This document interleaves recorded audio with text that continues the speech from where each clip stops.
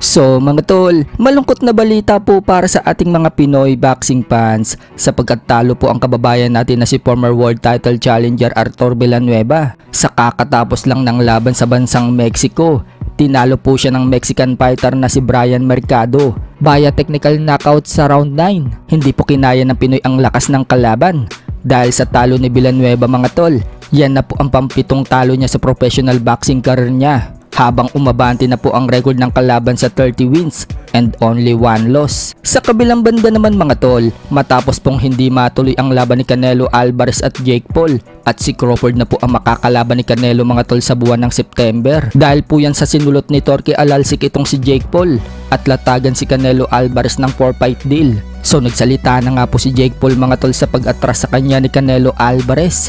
Wika ni Jake Paul mga tol, natakot daw sa kanya si Canelo.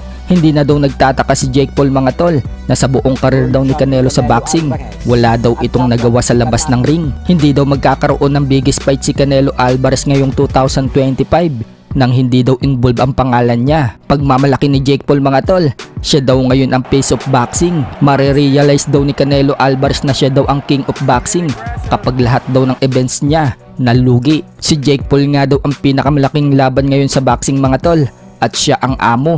Agad naman pong sumagot si Canelo Alvarez kay Jake Paul at bumanat ito. Pinagmumura niya si Jake Paul. Wika ni Canelo mga tol, fighter daw siya at gusto niya yung totoong laban, hindi daw yung YouTuber. So dahil sa minaliit ni Canelo mga tol si Jake Paul at tinawag niya itong YouTuber, in-expose naman ni Jake Paul mga tol na may pinirmahan sila ni Canelo Alvarez ng kontrata. Ipinakita nga po ni Jake Paul mga tol na may perma siya at may perma din si Canelo Alvarez. Kaya paano daw nasabi ni Canelo Alvarez na hindi siya lalaban sa isang YouTuber? Permado na daw yung kontrata.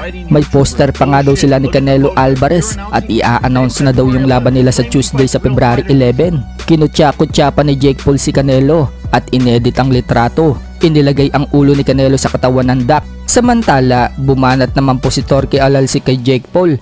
Wika ni Torque Alalsik mga tol, sa tingin daw niya, bata pa daw si Canelo para tanggapin ang laban kay Jake Paul. Siguro, kapag nasa 60 years old na daw si Canelo, pwede na daw lumaban ito kay Jake Paul. Ang mas maganda daw na itapat kay Jake Paul mga tol, ang sikat na YouTuber na si Mr. Beast. Tapos isanction daw yan sa Disney at ipapalabas daw sa YouTube para lahat daw manood at mag-subscribe. Tapos ang paglalabanan daw nila mga tol, YouTuber belt. So matindi nga po itong banat ni Torque Alalsik mga tol kay Jake Paul. Let them bring Mr. Beast and we can sanction it with Disney for the belt of the YouTube, and everyone will subscribe and see it. Jake Paul versus Mr. Beast. Everyone will see it in the YouTuber belt.